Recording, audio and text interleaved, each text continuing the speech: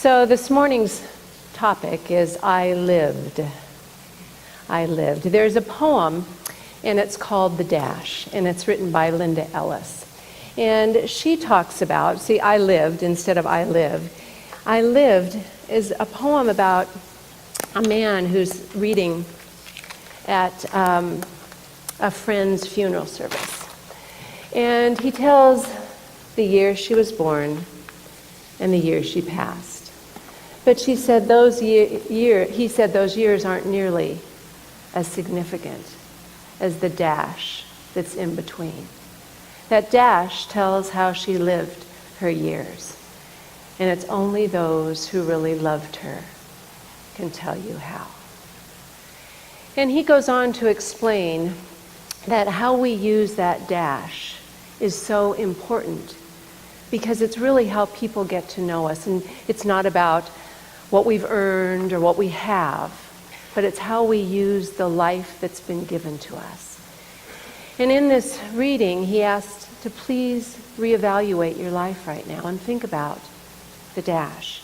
He goes on to say, it's how we spend the dash and the way we feel about how other people feel. And that we can show appreciation more and love other people more like we've never loved before. So when our eulogy is being read and the life's actions to be rethought about and reshared, are we going to be proud of what people say about our dash? And it's something to think about how we're using this life. We've all been given this precious thing we call life. In fact, Ernest Holmes has a book that he calls This Thing Called Life. He equates life with God because life is that animated principle of being. It could be the divine spark, the divine blueprint within us that's our unique potential. Actually, it's love. I call it the white sparklies. I know scientists sometimes call it the dancing particles, but it's that energy of love that's unique within us. There's no one in this world that could ever be like us. And if you and I choose not to truly be ourselves, we're denying life something beautiful and original. But along with this animated principle of being, which is there always, now we can deny it and ignore it, but we cannot destroy it. It's always there. There's another part of life, or God, because Ernest Holmes says God is love, and that's that animated principle of being. And God is law, which is the power we use to activate that energy of being within us. So how much we use the power to create our lives, because we create and use this principle by the power of our thoughts and our actions and our love or lack of it. So you and I decide how much of that animating principle of life we're going to be courageous enough to express. And as Marguerite read so beautifully, it takes courage for us to really live authentically and transparently. But we make a difference because I truly believe that when we choose to live from that power as our unique selves, we become stronger together. Do you know, we learn not from sameness. We learn from diversity. We learn from others because people are different and we fill in spaces and places for each other. So we have truly a calling to stand in that place where we can be different. Life is calling for more. I'll say God, you can say good, you can say more creative energy, more wisdom. Life is calling for that. It's shaking us up to step into a higher version of ourselves. When that beautiful video said life, spirit, has put a stamp of individuality on itself and called it you, that's what we need to be courageous enough to step into. There's no one here is not made from that infinite divine potential. Yet we hypnotize ourselves in some way to think that we're incomplete and not enough. Ernest Holmes said, our time should be devoted to knowing the truth that sets humanity free from the problem of ignorance. We should spend our time focusing on truth. Truth which alone can bring enlightenment to the world. which we're calling about. Enlightenment takes us to that place of oneness, of wholeness, of completeness.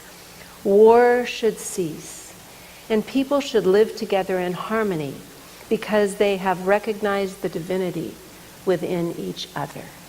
Now, because we recognize the divinity within each other doesn't mean we think the same or necessarily agree with each other, but it means we recognize the perfection and the divinity that resides in each and every one of us. Now, if we want to see how we're hypnotizing ourselves, that we're not living in full expression of our life, to be that animated being, that love ignited, I want to ask you a couple questions, and some are a little easier than others. Are you ready? Good. Okay, the first question, how many of you just sometimes say, well, I just don't have enough time to focus on being myself. I just don't have enough time to focus on my spiritual aspects. How many of you just this morning said, I don't have enough time to do something? Oh, come on. We all say that. I just don't have enough time. It's not that we all have time. We have to make the time to work on the things that are going to expand and grow us and give ourselves a bigger expression in life. We can't waste time on always focusing on the past. We need to take from the past and learn from it, or worried about the future. We have to really focus our time on the possibility, the beauty inherent in this and every moment. That's what life is calling for us to do. This moment is the gift. This moment is the preciousness of life. Then the questions get a little bit harder. We marinate ourselves in disempowering questions and disempowering thoughts. Prejudice.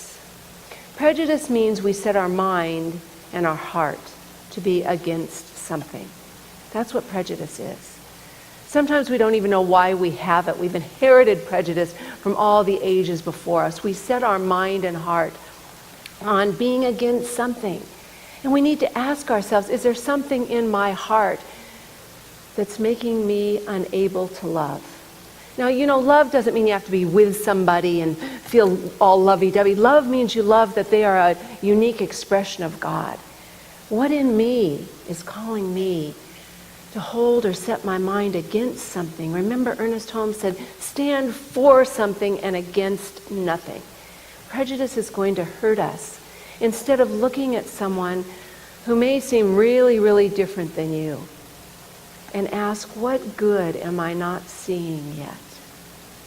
Doesn't mean you're going to see it right away. But when we ask those empowering questions that brings life instead of squishes it, what good am I not seeing yet? Can you think of somebody, I'm sure you all can, but somebody in your life that you have a little bit of for? What good am I not seeing yet? What's holding me back? And there's another feeling that's really hard, and I know we all feel it because we live in this physical world, and there's so many things that look so delicious on the outside. They're so wonderful out there that we get these feelings of jealousy. That, oh, why can't I have that? Disempowering question. Why isn't that mine? Why isn't my life like that? Don't we have feelings like that? We all do sometimes, because we look out there and we see something we want, and you know what that does? It holds us back from celebrating and appreciating the good of others. We can use any little tinge of jealousy to be a signal, I want more excitement in my life, or I want more color, or I want more love. But also celebrate what's good in someone else. Celebrate for other people, because if we want good for ourselves and don't want it for someone else, it's not good. The only good we can really get is when we want for others what we want for ourselves also. So, being unable to love, prejudice, jealousy, there's so many things that keep us really separated from that uniqueness within us that wants to express, because we are here to first discover and share our talents and gifts.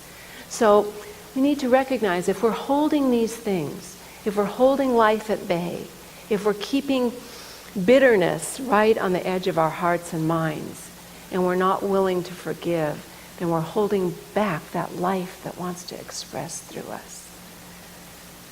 I just want to ask you, when there's a problem in your life, when somebody's been unkind or difficult, maybe cruel, can you be the first one to say, I'm sorry? Now, it doesn't mean you necessarily feel that you've done something wrong, but I'm sorry is simply, I'm sorry that things are like this. I'm sorry, as I said last week when we were really talking about all the chaos in the world, when we talk about terrorists, my goal or my challenge right now is being able to look at people and really feeling the depth of pain someone must feel within themselves to cause such inhumanity in our world today, and that's my challenge. I don't want to hold the prejudice that just feeds the hatred and the difficulty, but to chaos, call to rise up to a new order, call to rise up to something new. There's something within us, right here. Do you know every single problem holds the answer? And when you and I are willing to lift our consciousness beyond the problem, the answer's already there. But it's going to start with one thing. It's going to start with you and I having the courage to love ourselves, which includes our life, our loved ones, our children, our pets, our job, our lack of whatever, our bank account, to include all of that when we are willing to love ourselves completely. The beautiful mystical poet Rumi in the 13th century, he said, you know, juice doesn't flow from a fruit, just flow from it. It has to be squeezed. It has to be squeezed. And we need to be squeezed, because when we talk about this animating principle, this life that resides within us that is love, it's there, but we need to use that power to get it out and release it and express it. We're here to live fully. We are not here to struggle. Will you just say that? I am not here to struggle. Just say it. You got it. We're not here to struggle. We're here to learn and grow and evolve. Yes. But we need to squeeze ourselves. Now, I'll tell you, when you first of all, you squeeze yourself, remember how we have those hypnotic thoughts that keep us less than and incomplete and impure? So when you squeeze yourself at first, yuck. You know, some of that stuff's going to come out. We need to own it and recognize it and transform it and transmute it. But pretty soon, when we keep squeezing ourselves to be higher and better and know more, then what's going to come out? Love, caring, compassion. It's going to enable us to see the good. When we choose to see good in everything, what reflects back to us? Good. It has to, because that's the law of the universe. So if we really, really focus on asking those questions that empower us and empower others, we can really change this world for the better. We can change it without the struggle. So I'm going to ask you right now, or invite you. You know, some of us are afraid to be spiritual because it doesn't sound powerful enough. You know, we have to use our power, but the power, the spiritual power is the highest power of all. We're afraid to be spiritual because we might look weak. We might look wimpy, but the spiritual power is the power that changes things and transforms things. So what we need to do on a daily basis, even more often than that, is we need to tap in to that power within. So I'm going to invite you. When I say, I just want you to open yourself. This is our prayer wall Sunday, and my request for this Sunday is to be open to something more. If we really want to say, I lived, we always have to be open to something more instead of stuck in those redundant habitual patterns that we get stuck in. So I'm just going to invite you in this moment just to close your eyes for a minute. If you feel like closing them, you don't have to. And just take a deep breath and make space within yourself. Just make space in your body to be still and open. And make room for something besides your personal self. To make room for that animating principle, the alive sparklies of goodness, of love, of possibility, of creativity, to just open within you, to just be still. And as you allow yourselves to open and expand, I invite you to just merge with something bigger than yourself, something more universal. And you'll know if you're merging with that because you don't feel less than. You feel more yourself, more yourself. As we're growing and expanding, as we merge with that, power for good. The greatest gift we have is to have the consciousness to know there's a power for good in the universe and it's working for us now and we can use it, a power for good. And that's as we expand into this. And at that time we use the power within us, that power for good that we are part of. It's greater than us, but we are part of that. We use this power of good to use our thoughts and our mind and our feelings and our actions for definite purposes of goodness, of oneness. We use it to heal any thoughts we have of separation within ourselves and within this world. And as we do this, we can feel ourselves filling with the love that we are. So just take a moment and feel yourself filling with that love and that goodness. And I want to share with you a poem from Rumi again that talks about when we squeeze ourselves, and we squeeze ourselves, we keep squeezing until love comes out, that we can really do the most important thing. The title of this is Your Love Reveals Your Beauty. And he says, give yourself a kiss. Give yourself a kiss. If you want to hold the beautiful one, hold yourself. Hold yourself. When you kiss the beloved, touch your own lips with your fingers. Your love reveals your beauty. If we remember that we are made in the image and likeness of love, the image and likeness of God, if we remember that we are a unique expression like the beautiful rose, that we're here to grow and express our unique beauty and our unique self, only then are we able to love others in the way that's been calling for. Only then are we able to truly give our gifts to make this world and be on that trajectory to make this world a better place for our children.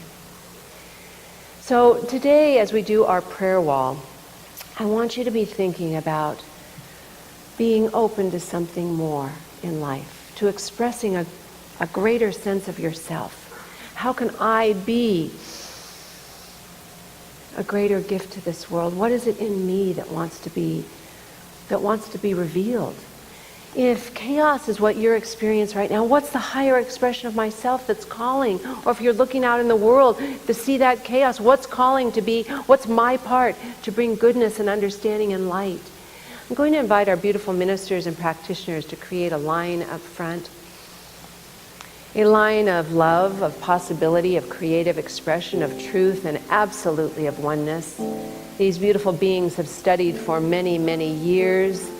They are licensed in the practice of knowing the truth, of seeing beyond the problem where the answer resides. Not seeing beyond the problem to where the answer resides. Seeing the goodness, the divinity, the truth in each and every person. So we want to honor these beautiful beings that are up here this morning for holding that place for us. And as we call you forward to take this opportunity, remember it's together we're stronger. As we rise up, we bring others with us. Truly recognize and knowing that the power and presence of infinite love, infinite goodness, all wisdom is ever present everywhere, always. And as we recognize and know this possibility exists in every moment, everywhere, all the time, we know that we're one with this infinite power and presence of good. We know that we're one with the possibility that is waiting to be emerged in life, that we are here to fully express ourselves as the unique individualized expression of love that we are. And as we know that and recognize it and claim it, we can truly live fully. We can live authentically, transparently, uniquely, and recognize how we fit together in this divine pattern of love, of a beautiful life that is unfolding and growing to its greatest yet to be. And I know as we say together, that we, from the inside out, know that we lived our best life because we chose and choose right now to fully express ourselves in good times and in bad, to fully be life, but to always know there's a power for good that is available to us always, ever present. And we choose to live in that recognition and knowing. And even when we stumble and fall, we recognize that there's something waiting to emerge in and as each and every one of us. And as we unite today in the power of this prayer, knowing that we have been called to truly up-level and uplift this world on a greater path for goodness and love and acceptance, to let go of the labels and the name-calling and the judgment and the prejudice and the jealousy and the lack of time or anything, that we have everything we need. It's built within us right here and right now. And as we lift ourselves up, we know we do this and we join together in lifting the world to the highest place, to be in the light. And we can truly say, I lived and I lived well. And I thank God for this. I thank each and every person here for this. And I know together we stand strong, we stand tall, we stand together in oneness. And we seal this by saying, and so it is. Thank you all for the gift of yourself. I love and appreciate you, dear.